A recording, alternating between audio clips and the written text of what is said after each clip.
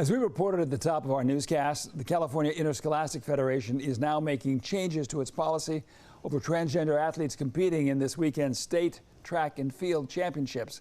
Now, this follows a threat by President Trump to pull federal funding if the trans athlete in question competes. Here's what the new policy boils down to. There will be a pilot entry process. Biological females will not be displaced in field events. Trans athletes will still be allowed to compete and medal.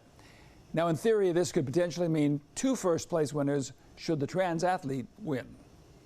Earlier in the year, Governor Newsom split with progressives when he spoke out against transgender women and girls competing in female sports. Would you say no men in female sports? Well, I think it's an issue of fairness. I completely agree with you on that. The governor made the comment on his first episode of his new podcast. He immediately drew sharp criticism from LGBTQ advocates.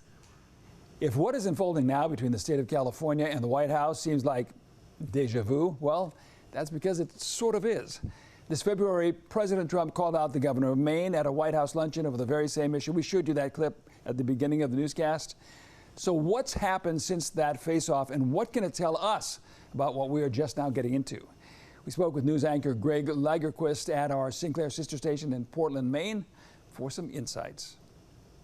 You and Maine are pretty familiar with what we're going through here in California right now, aren't you? Absolutely. Yeah, Maine has been dealing with this actually since February. There was a very highly publicized interaction between Maine's Governor Janet Mills and President Trump at the White House, actually back on February 21st.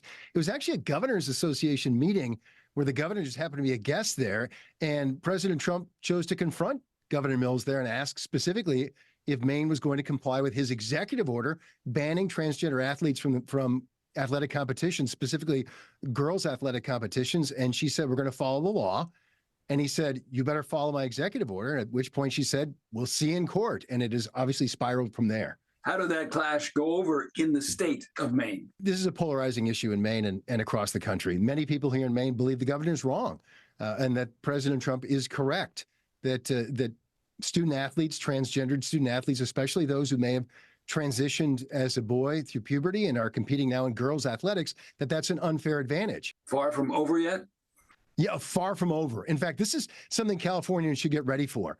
This is going to be a multi-pronged, protracted fight. For example, one of the next legal hearings set for Maine on some of these issues isn't until December.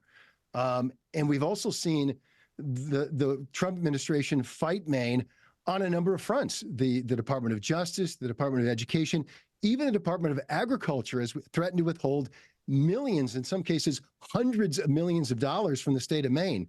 Any advice for Californians? I would say get ready for a battle. And again, it's going to be something I think that will divide people in California just as it has in Maine and across the rest of the country. But again, one of the key legal questions appears to be whether or not President Trump or any president can do this through executive order, for example, versus a law passed at either the state or the federal level. And I think that's one of the many different legal questions that are coming out. But California should expect a long and potentially very ugly battle on this issue.